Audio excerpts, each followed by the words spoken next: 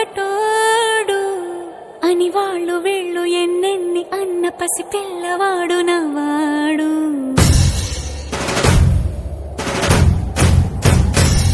విడుముండోడు అని ఊరువాడ అనుకున్న గాని మహారాజు నాకు నవ్వాడు.